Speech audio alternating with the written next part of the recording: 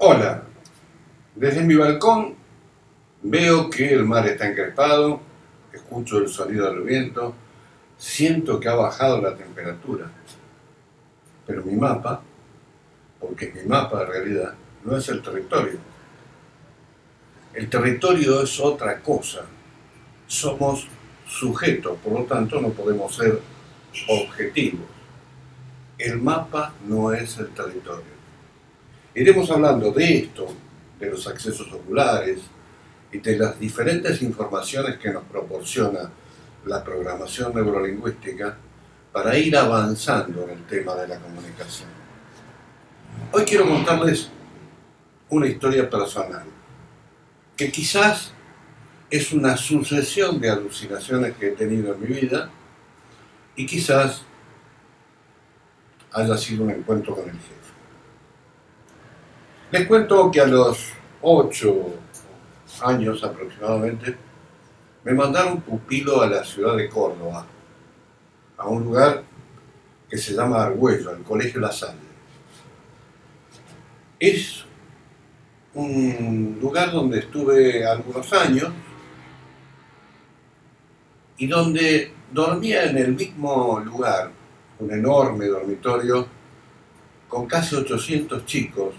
Había 800 camas, 800 roperitos, y ahí convivíamos en la escuela primaria, que era parte de esta historia, casi 800 chicos pupilos. Mi familia vivía en Buenos Aires. Las comunicaciones no eran como podrían ser hoy. Todos mis compañeros eran de Córdoba o cercanos a Córdoba. Por lo tanto, cuando llegaba el fin de semana, cada uno partía a su casa a encontrarse con su familia, a encontrar su contexto. A mí me pasaba una cosa diferente. Los viernes, los sábados y los domingos, en ese inmenso lugar, yo dormía solo. Dormía solo y lo pasaba solo. Mi familia vivía a 800 kilómetros, era imposible que me vinieran a buscar. Y entonces tuve que apelar a mi imaginario, a mi pensamiento mágico, construir amigos imaginarios, inventar historias, etcétera, etcétera. No sé si el personaje que voy a mencionar ahora existió alguna vez o si solo lo imaginé. En este colegio de los hermanos maristas yo tenía mucho miedo en las noches. Entonces, cuando me estaba por dormir, siempre pasaba un hermano que tenía unos ojos muy especiales y que nunca había visto de día. Anciano ya. Este anciano tenía una mirada tranquilizadora. Y bueno, venía y después de verlo a él, yo me dormía tranquilo. Pasaron muchos tiempos, cambió mi vida y pasaron otras cosas. En algún momento de mi propia historia me fui a vivir a México. Y entonces quiero contarles cómo es este relato desde el final para volver después al principio. Un día estaba con mi socia en México, Guadalupe Gómez Pezuela, y le conté una historia que me había acontecido. Una historia que tenía que ver con otro viaje a México, donde en el año 78 subí a una de las pirámides, a la más alta, la pirámide del Sol, el Sol y la Luna, y dos pirámides cerca de la Ciudad de México. En esa época no había andariveles, no había sogas para agarrarse, eran unos escalones muy altos y muy angostos. Después de mucho esfuerzo llegué hasta la cima, hablé con alguna gente que había ahí, y cuando quise bajar miré para abajo y era como una pared lisa y me dio pánico, quizás me apuné. Y entonces no podía bajar. Las personas que habían subido conmigo intentaron convencerme, pero yo no quería saber nada. Quería quedarme ahí, que vinieran los bomberos, que vinieran a buscarme con un helicóptero. No me atrevía a bajar. Subieron 2 o 3 veces diferentes personas para hablar, para tranquilizarme. No lograron ningún resultado. Estaba solo en la cima de esta pirámide y en uno de esos momentos un indígena, un natural, con unos ojos muy especiales se me acercó y me dijo: yo le puedo enseñar cómo bajar de esta pirámide. Conozco un lugar secreto por donde podemos pasar a esa montaña que está atrás. Accedí y les digo que el día de hoy, cuando han pasado ya muchos años, puedo acordarme de cada mata, de cada piedra del camino, de cada sensación, me puedo acordar los olores. Finalmente ahí, pateando algunas piedritas, llegué abajo y cuando le conté que me habían enseñado un lugar por donde bajar, nadie me llevó la punta. Esta historia de este indio, de este natural, de este descendiente de los aztecas que me había enseñado ese paso secreto, la conté muchas veces en muchos lugares. Esta vez la conté en México a mi socia, a Guadalupe Gómez Venezuela. Ella me miró en silencio, hubo una sonrisa y me dijo: vení, vamos a dar una vuelta en el auto. Subimos en el auto y me llevó hasta donde estaban las pirámides nuevamente, lugar que no había vuelto a visitar aunque estaba viviendo en México. Y me preguntó: ¿dónde está la montaña y el sendero por el que bajaste? Y ante mi asombro, no había ninguna montaña, por lo tanto ningún sendero. Entonces, como un flash en mi mente, recordé los ojos de aquel descendiente de los aztecas o de los mexicas y me llevó a recorrer varios momentos de mi vida. El momento en cuanto estaba pupilo, el momento en que estaba muy desanimado, muy triste, muy dolido.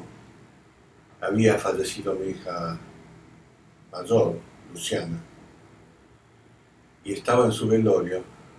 Recuerdo que desconsolado se acercó una persona que no conocía,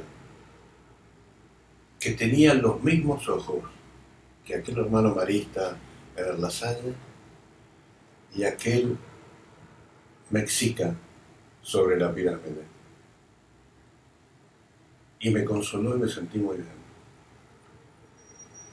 Recuerdo otro episodio. En marzo de 1976, yo tenía un programa en la televisión de Mar del Plata sobre política. Se llamaba Realidad Nacional. A consecuencia de lo cual, y quizás de alguna de mis opiniones, fui uno de los primeros presos en Mar del Plata. Cuando el golpe del 24 de marzo, la misma madrugada, 12:30 de la noche, unos pasos muy fuertes en el pasillo, golpearon mi puerta, me levanté de la cama, estaba durmiendo, y viví una experiencia muy traumática. Gente armada, a los gritos, revolviendo toda mi casa, y diciendo que me iban a llevar. Yo imaginé que iba a morir. Me puse una vieja campera y por supuesto a los empujones bajé con estos soldados. Me subieron a un camión, me dijeron que no hablara y, perdón, se cortó un poco la luz de la pantalla. Me dijeron que no hablara y que me iban a llevar al GABA. a unos 10-12 kilómetros de Mar del Plata, como prisionero de guerra. En ese lugar estuve detenido y puedo contarles algunas experiencias de mi paso por las manos del ejército. 11 simulacros de fusilamiento en 11 madrugadas. Y recuerdo que cuando la primera vez me pasaba, y iba a pasar por esa experiencia, se acercó un soldado y me dijo: es solamente un simulacro, aguante, que no va a pasar nada. Y recordé en México que los ojos de ese soldado eran los mismos del azteca, eran los mismos del momento en que estaba en el velatorio de mi hija. Y fue como un flash. Pasé esa experiencia, pasé muchas experiencias donde aparecieron esos ojos. Y hoy no puedo saber si fue una sucesión de alucinaciones o si fue mi encuentro con el jefe. Porque el mapa nunca es el territorio. Siempre somos subjetivos. Es imposible para el hombre ser objetivo. A ver cómo lo explico desde otro lugar. Nuestra entrada, nuestro input, son nuestros sentidos. La vista, el oído, el olfato, el gusto, los olores. Y estos llegan a determinadas zonas del cerebro. Ya iremos hablando de nuestros sentidos y de cómo se aplican en la comunicación. Pero les quiero contar hoy, por un momento más distraigo su atención, que solamente vemos en un rango de la luz. Cualquier pájaro ve mucho más que cualquiera de nosotros. Ejemplo, un cóndor, desde 3 o 4 kilómetros de altura, puede ver un ratón en medio del pasto, allí en el suelo. Nosotros desde esa altura no vemos ni el ratón, ni el detalle, y solo vemos una mancha verde si es que hay pasto. En el oído pasa una cosa similar. Oímos entre tantos y tantos decibeles. Olemos en un rango, vemos en un rango. En el tacto solamente podemos ver entre también este rango, porque más allá de una determinada temperatura nos congelamos y más allá de otra temperatura nos quemamos. Por lo tanto, solo tenemos un mapa de la realidad que no es el territorio de la realidad. Tenemos un mapa subjetivo. Y el mundo no es igual para todo. Cada uno inventa su mundo de acuerdo a las experiencias personales que trae, a lo que aprendió, a lo que le enseñaron, a la cultura de su lugar, de su tiempo.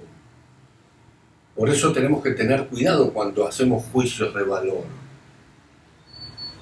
Uno nunca tiene la verdad, nunca la tiene ni alquilada ni comprada.